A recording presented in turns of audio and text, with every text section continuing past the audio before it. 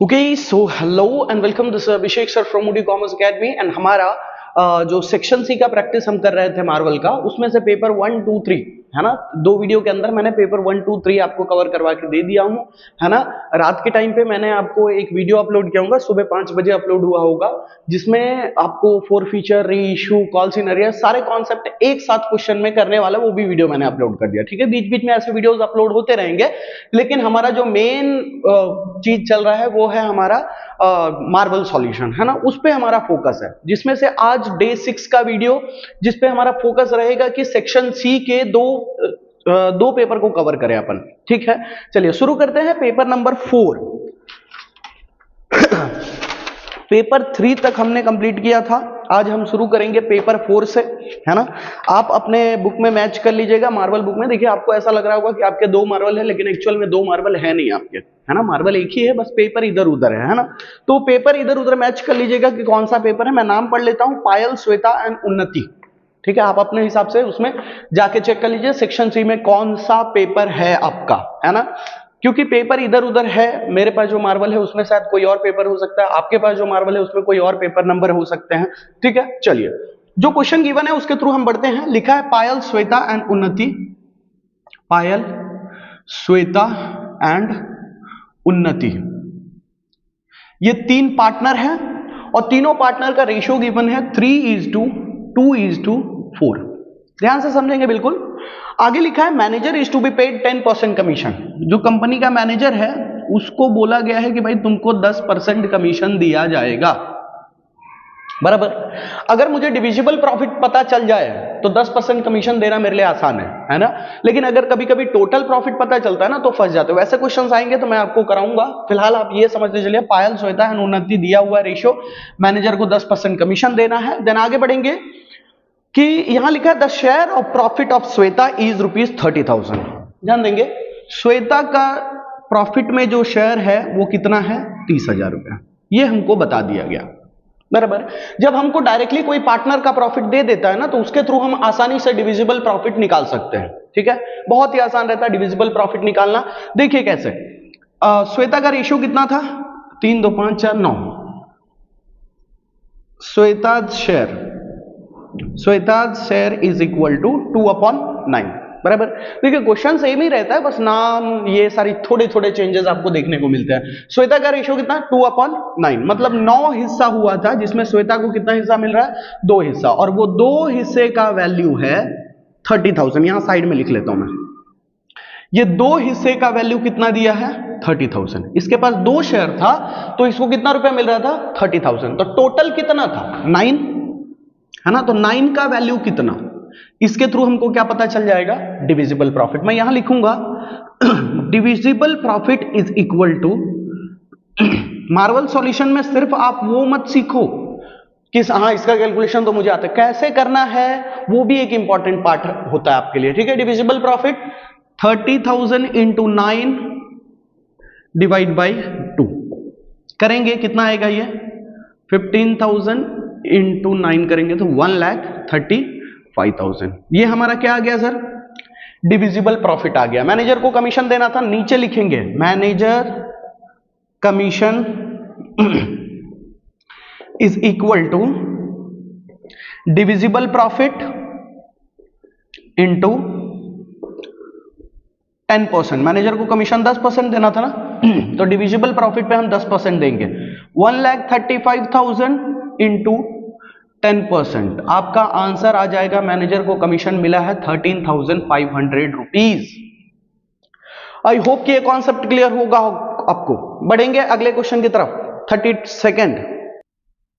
बढ़ते बच्चों अगले क्वेश्चन की तरफ। 32 वाला जो क्वेश्चन है उसमें लिखा है ए बी सी 3 पार्टनर है।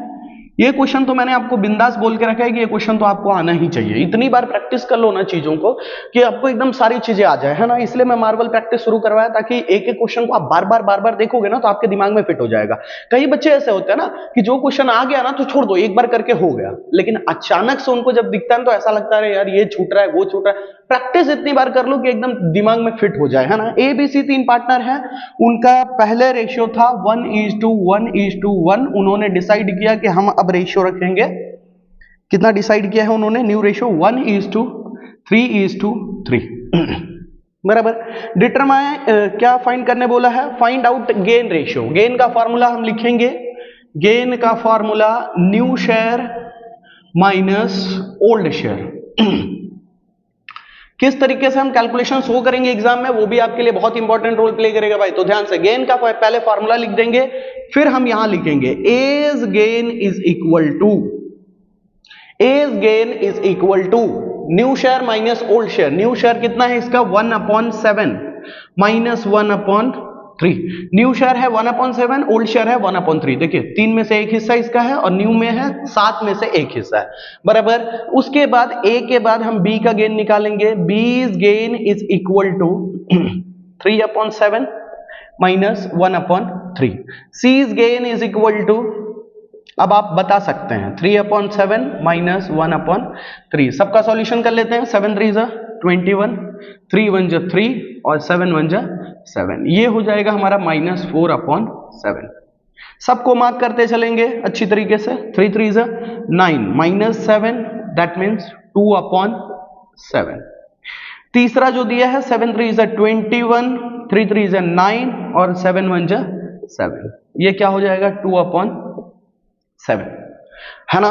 तो यहां पे सर क्या हमारा आंसर खत्म हो जाता है सॉल्यूशन करने के बाद फॉर्मूला लगा के? बिल्कुल भी नहीं, आपको शो करना पड़ेगा सारे चीजों के बाद में, आंसर करने के बाद में। जैसे हम गेन निकाल रहे थे, तो गेन निकालते टाइम पे जिनका माइनस में आंसर आएगा उसके सामने आप क्या लिखोगे, सैक्रिफाइस, और जो प्लस में आंसर आया है वो गेन रहेगा।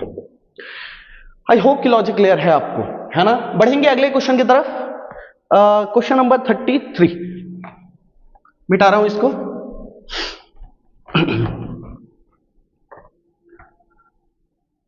क्वेश्चन नंबर 33 में हमारे को कुछ लिखा है, ये रियलाइजेशन चैप्टर से है। लिखा है पास journal entries for the following transaction eight the time of dissolution. Dissolution के टाइम पे ये सारी चीजों का कैसे जर्नल एंट्री होगा उसको पास करके बताइए, है ना। सबसे पहले लिखा है land building 1 lakh and investment ₹50,000 are disclosed in the balance sheet at the time of dissolution.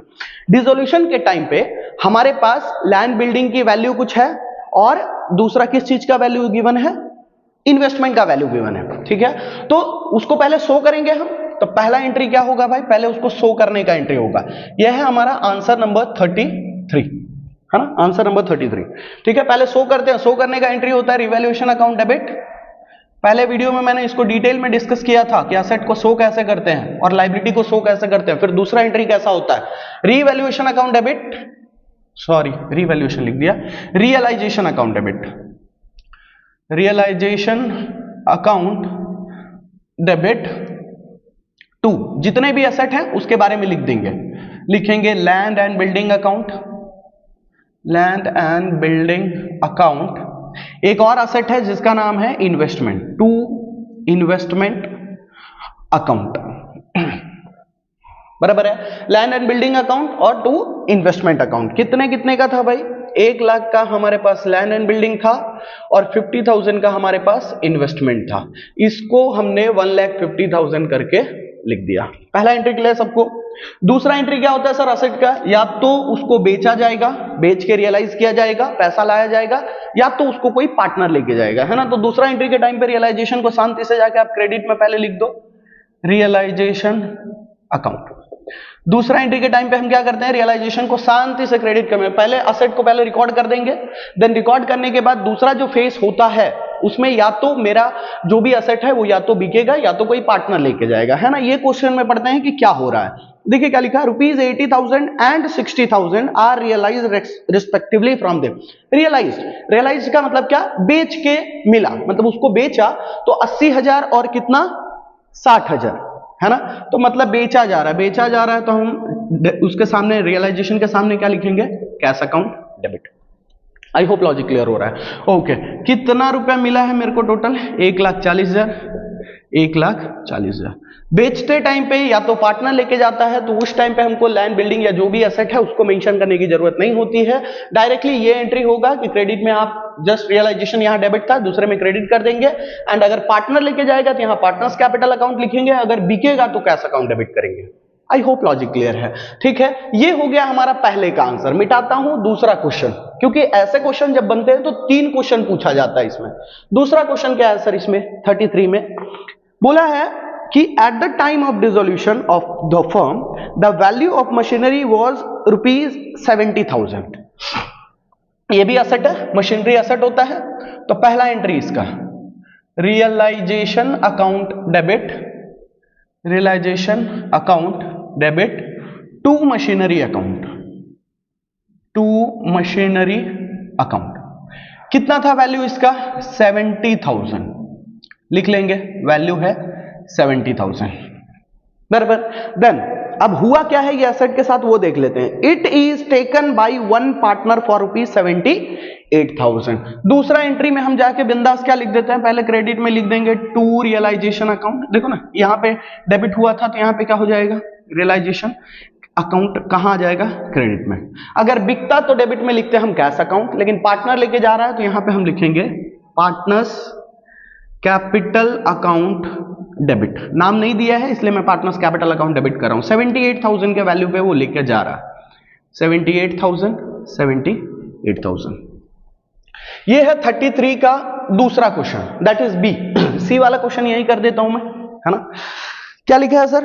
Dissolution expense of the firm is ₹30,000। Dissolution expense ना ही तो असेट है ना ही लाइबिलिटी है ना।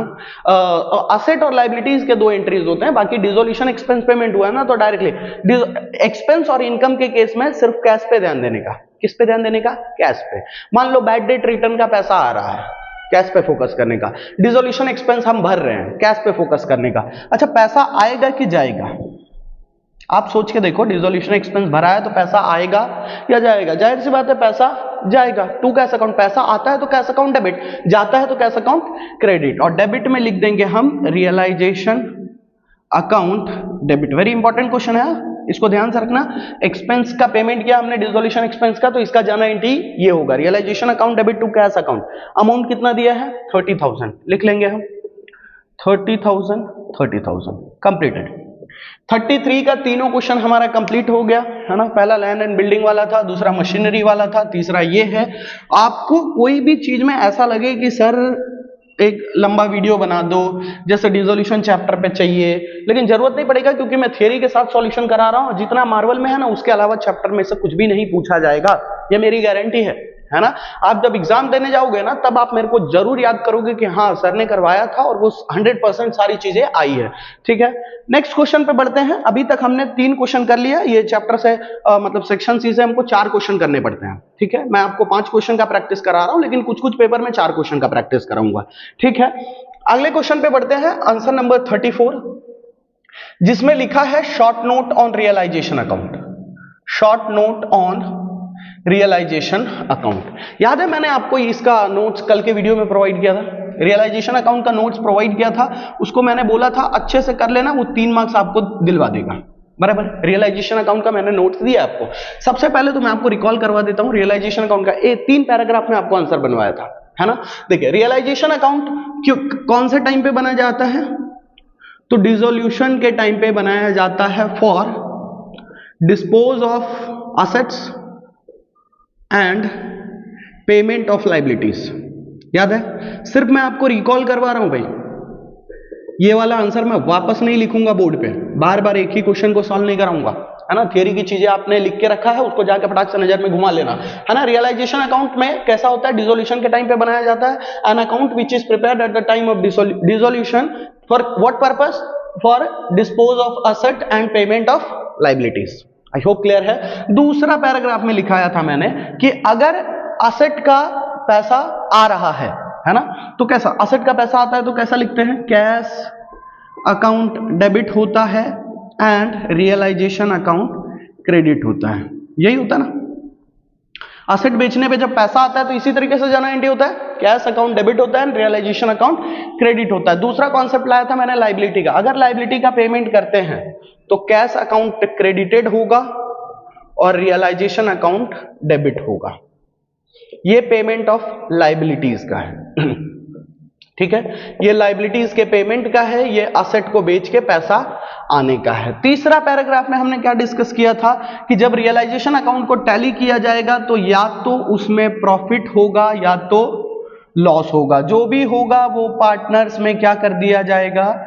डिस्ट्रीब्यूट कर दिया जाएगा, डिस्ट्रीब्यूटेड अमॉन्ग्स द पार्टनर, जो प्रॉफिट या लॉस जो भी आया है रियलाइजेशन अकाउंट के थ्रू उसको पार्टनर्स में डिस्ट्रीब्यूट कर दिया जाएगा। आई होप क्लियर है। प्रॉफिट है तो पार्टनर्स के कैपिटल के क्रेडिट साइड में जाके लिखते हैं, लॉस है तो पार्टनर्स कैपिटल के डेबिट साइड लिखते हैं। ये है हमारा रियलाइजेशन अकाउंट का जो कि मैं आपको रिकॉल रिवाइज करवा रहा था ताकि आपके दिमाग में चीजें फिट होती जाए। चलेंगे अगले क्वेश्चन की तरफ, 35 या 30। ओके सो बच्चों, वैसे तो सेक्शन सी में हमने 4 क्वेश्चन का प्रैक्टिस कर लिया, देन 35 या 36 मैंने आपको बोला है कि एक बैकअप के तौर पे लेके चलना है। मान लीजिए कोई क्वेश्चन टफ बन गया है ना, ऊपर के कोई क्वेश्चन टफ बन गए तो हम फंस जाएंगे, तो हम क्या करेंगे? तो मैंने आपको एक क्लू दिया था, डिबेंचर का एक क्वेश्चन आप करके चलोगे। और देखो हर पेपर में आप नोटिस करोगे ना, हर पेपर में नोटिस करने ला इशू एंड रिडीम का एक क्वेश्चन बनेगा ही बनेगा, एनी हाउ बनेगा, है ना। ओके तो देखते हैं कौन सा वाला क्वेश्चन हमारे बस का है। 35 वाला आप देखो, 35 वाला लिखा है पूजा लिमिटेड इश्यूड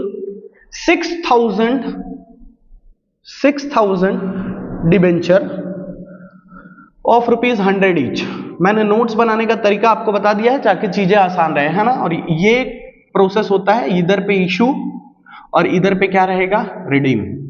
बार बार प्रैक्टिस करोगे ना तो आपके दिमाग में फिट हो जाएगा भाई चीजें, है ना। इशू कितने पे किया है? 5% डिस्काउंट, दैट इज 95 रुपीज पे इशू हुआ है। रिडीम कितने पे हो रहा है? 10% प्रीमियम, 100 का सामान 10% प्रीमियम मतलब 110 रुपया। पास journal entries in the books of company, बाद में हमको जर्नल एंट्री पास करना है, कर लेते हैं भाई कर लेते हैं, बहुत ही प्यार से करेंगे, मजा आएगा। देखिए सबसे पहला एंट्री क्या होता है? Simple bank account debit to debenture application and allotment account. अब तो आप आंसर खुद से बोल दे रहे होंगे, है ना। अब आपको आंसर खुद से आने लगा होगा कि हाँ सर इसका यही एंट्री होगा, है ना। अब आपको आंसर्स आते होंगे। इसमें कौन सा अमाउंट लिखते हैं बस दिमाग में फिट हो जाएगा जब बार बार रिपीट करोगे, है ना। इसमें कौन सा अमाउंट आता है? पहले वाले में जितने अमाउंट पे इशू किया गया है इंटू 95, है ना। इंटू 95 करेंगे, अमाउंट कितना आएगा भाई? 95 इंटू 6, 6 5 30, 9 6 54, 5 7 0 0 0 0, 5,70,000 का ऑलमोस्ट आएगा अमाउंट, है ना। 5,70,000 बराबर। ओके बढ़ेंगे आगे सर। दूसरा एंट्री हमारा कैसा होता है? डिबेंचर एप्लीकेशन, मेरे पास कैलकुलेटर नहीं है बाबू तो आप लोग कैलकुलेशन अच्छे से चेक करके कीजिएगा, ठीक है। Debenture application and allotment account debit बराबर। अगर मैं डिस्काउंट पे इशू करता हूं, ये जब एंट्री करता रहता हूं ना तो पहले तो इसको देख के करते हैं, लास्ट में इसको देख के करते हैं। यही एंट्री के अंदर दोनों प्रोसेस फॉलो करना पड़ता है। देखिए पहले हम इसको देख के करेंगे, और भाई 100 का सामान था, 95 में इशू किया हूं, मतलब कि मैंने डिस्काउंट में इशू किया हूं, तो यहां पे मेरे को एक नाम लिखना पड़ेगा, discount on issue of debenture account debit. क्या लिखा मैंने? Discount on issue of debenture account debit. और क्रेडिट में आ जाएगा, एक जगह छोड़ के रखिएगा, है ना। हमेशा आदत रख लीजिए, एक जगह छोड़ दीजिएगा, बार बार प्रैक्टिस करेंगे दिमाग में फिट हो जाएगा, है ना। 2 11% डिबेंचर अकाउंट। पहले हम इशू वाला पूरा एंट्री कर लेंगे, है ना। बोलूंगा कि भाई इसमें कितना, तो 100 रुपए का डिबेंचर था, 5 रुपए का हमने डिस्काउंट दे दिया, हमारे को पैसा कितना आया था अलॉटमेंट पे? 95 रुपीज, ठीक है। मतलब हमको पैसा आ रहा है 5,70,000 रुपया। 30,000 का हमने क्या दिया है? डिस्काउंट दिया। हमारे डिबेंचर का वैल्यू कितना है टोटल? 6 लाख रुपीज। क्लियर? पहले हम ये दोनों को देख के ये वाला एंट्री करते हो, फिर इसी एंट्री के अंदर ये दोनों को देखेंगे, है ना। फेस वैल्यू और रिडीम को देखेंगे। क्या हो रहा है सर? 100 का सामान बाद में मेरे को वापस कितने पे लेना है? 110 में, तो 10 रुपए का मेरे को जो गैप है उसके लिए यहां एंट्री करूंगा, loss on issue of debenture account debit to premium on redemption of debenture account, to premium on redemption of debenture account बराबर। कितने रुपए का गैप होने वाला है मेरे फेस वैल्यू से रिडीम करते टाइम? 10 रुपए। ये दोनों एंट्री है ना, ये एंट्री और ये एंट्री हम लास्ट में करते हैं देखने के बाद कि ये दोनों का, पहले हम इशू को देख के ये सारे जो रहते हैं वो कर लेते हैं, देन ये दो एंट्री हम बाद में करते हैं इसको और इसको देखकर, है ना। कितने? 10 रुपए का गैप है, 6,000 into 10 that is 60,000। Logic clear हो रहा होगा आप लोग को? एक बार देख लेना, जगह है नीचे? हाँ बिल्कुल जगह है। चलिए ये तो इशू का हमारा हो गया।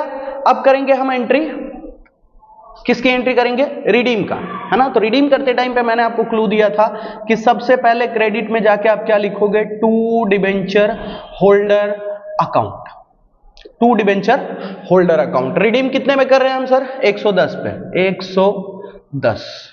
डेबिट में जाके लिखेंगे जितना भी डिबेंचर आपके पास वापस आएगा रिडीम करने टाइम पे, लिखेंगे 11% debenture account debit, how much? Into 100। Debenture 100 का है ना।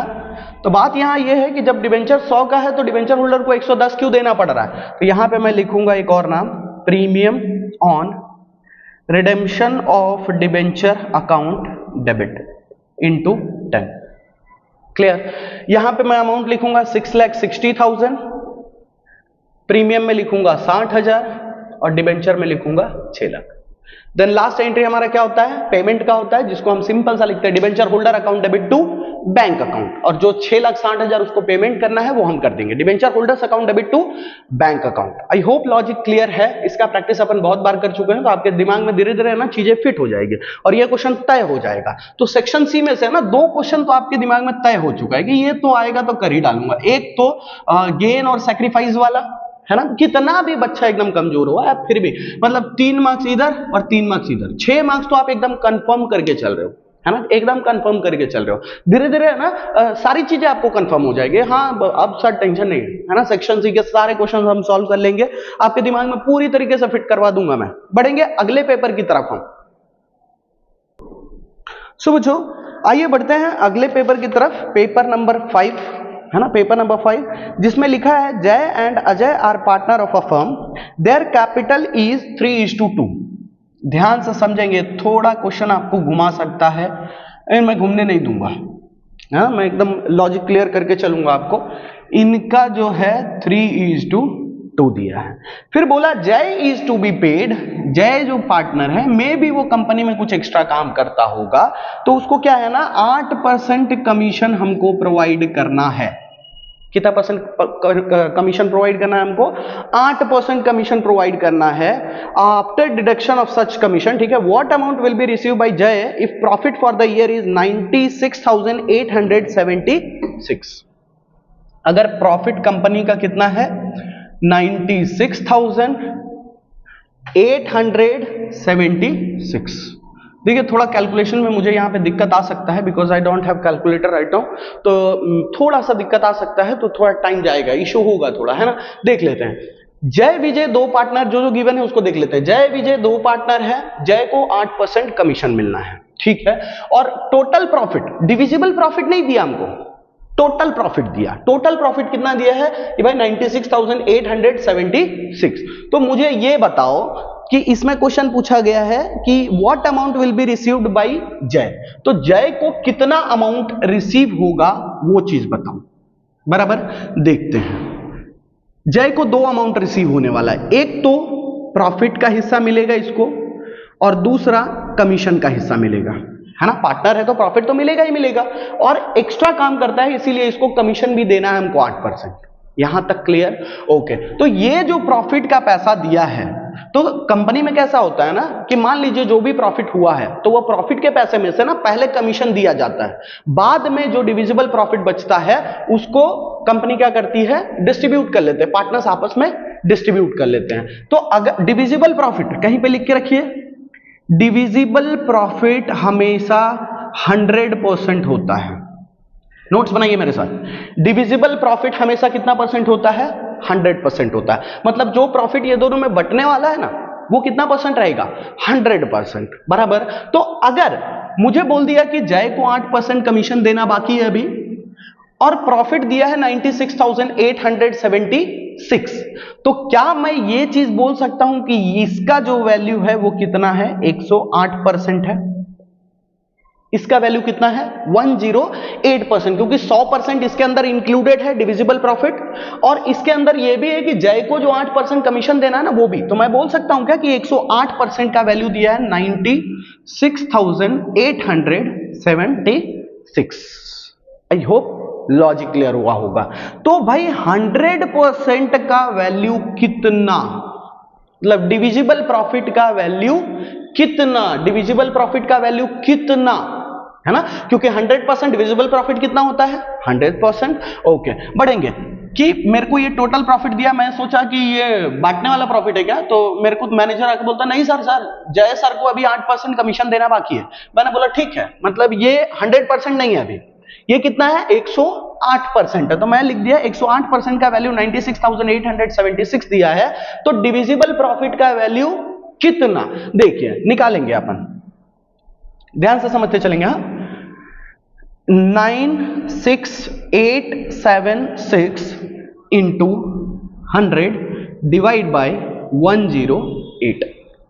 या तो आप डायरेक्ट कमीशन भी निकाल सकते थे, अगर मुझे कमीशन निकालना रहता ना तो इस तरीके से मैं कर सकता था। जैसे डिविजिबल प्रॉफिट क्यों निकालेंगे, नहीं अभी छोड़ दो इसको, डिविजिबल प्रॉफिट नहीं निकालते हैं, हम निकालते हैं कि जय का कमीशन कितना। अगर 108% का वैल्यू इतना दिया है तो जय का कमीशन, मतलब 8% था ना उसका, तो जय का कमीशन उसमें कितना, हम लिखते हैं जय's कमीशन इज इक्वल टू 96,000। ये क्वेश्चन को फिर रिपीट कराऊंगा, हाँ ध्यान देना, 876 इंटू 8 डिवाइड बाई 108।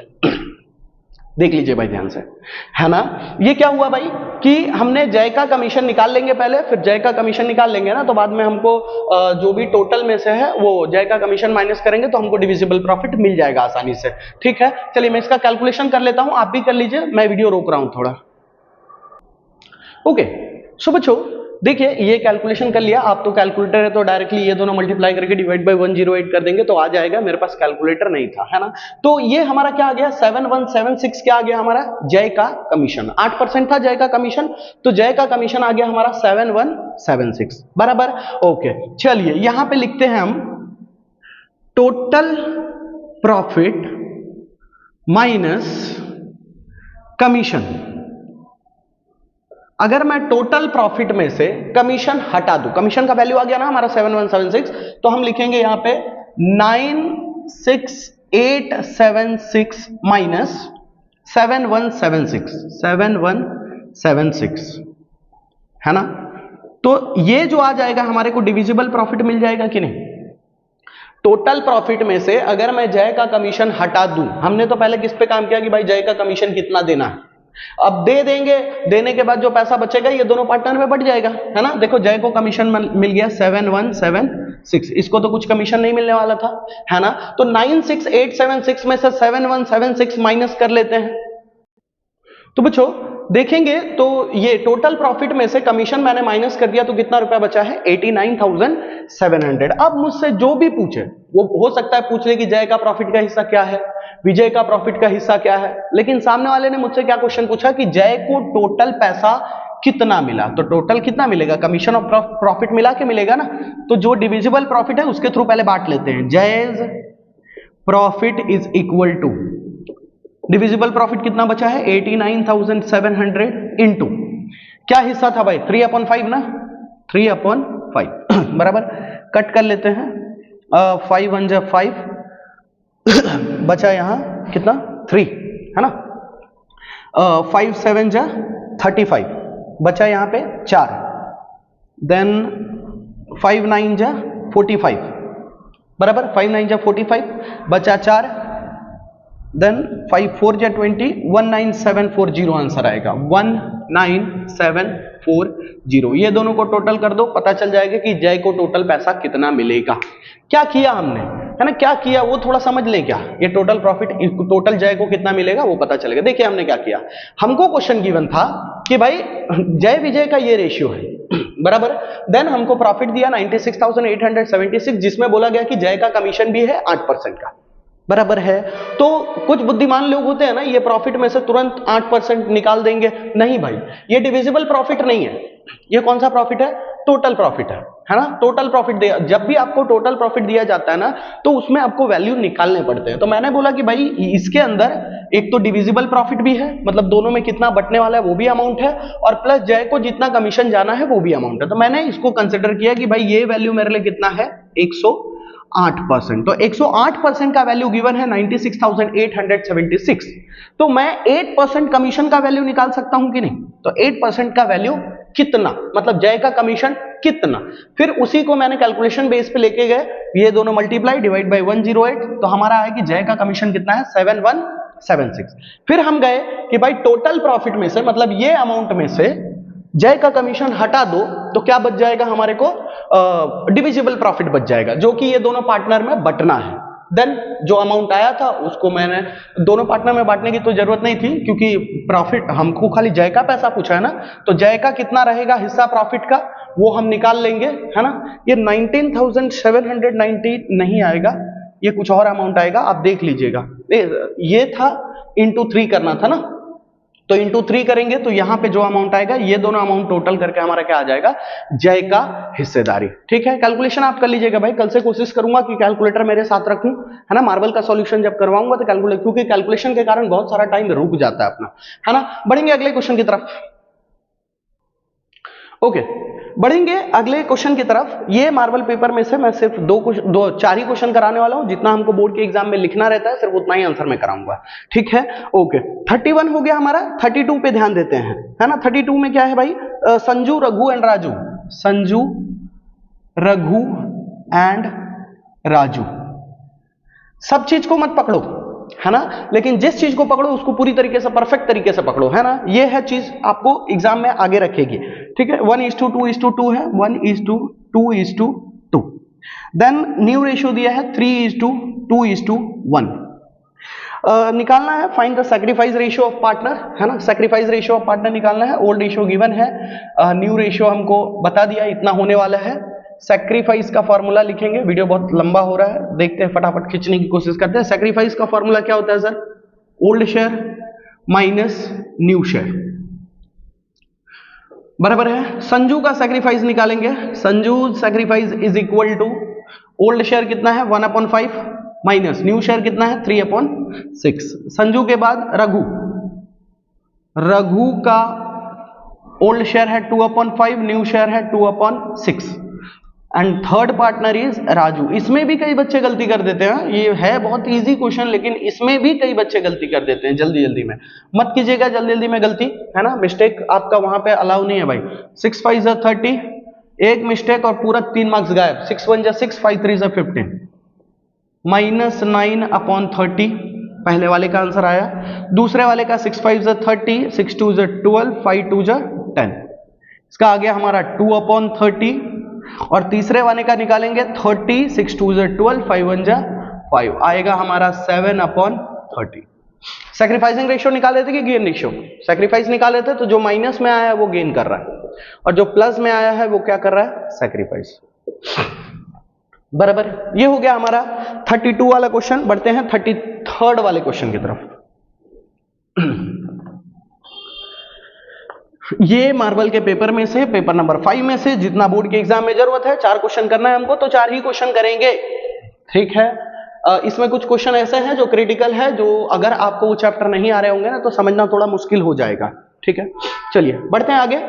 33 वाले में क्या लिखा है, पास journal entries for the following transaction of the firm in the case of firm dissolution. Dissolution के टाइम पे आप 3 क्वेश्चन दिया है, उसका एंट्री कैसे करोगे। लिखा है goodwill is not disclosed in the book. ओए होए, मतलब पहला एंट्री तो नहीं करना है, पहला एंट्री तो नहीं करना है गुडविल का। अगर डिस्क्लोज होता तो लिखना पड़ता है रियलाइजेशन अकाउंट। डिस्क्लोज का मतलब होता है शोन, मतलब दिखाया गया है ना, लेकिन बुक में हमको शो नहीं किया गया था गुडविल का, लेकिन बंद करते टाइम पे कंपनी जब बंद करे थे तो उसका कुछ वैल्यू रियलाइज हुआ है, ऐसा हुआ है ना। तो गुडविल शो नहीं हुआ है, तो जो पहला एंट्री था realisation account debit to goodwill account, वो आपको दिमाग में करना है, यहां नहीं करना है। ठीक है, वो आपको कहां करना है, दिमाग में। सोचना है कि अगर होता तो realisation account debit to goodwill account, goodwill asset होता है। Then but ₹60,000 are realise during dissolution. लेकिन रियलाइजेशन से क्या मतलब, बेचने के बाद क्या हुआ है, उससे कुछ अमाउंट रिसीव हुआ है। Single entry cash account debit to realisation account, cash account debit to. पहला एंट्री क्यों नहीं हुआ वो पता चला, है ना।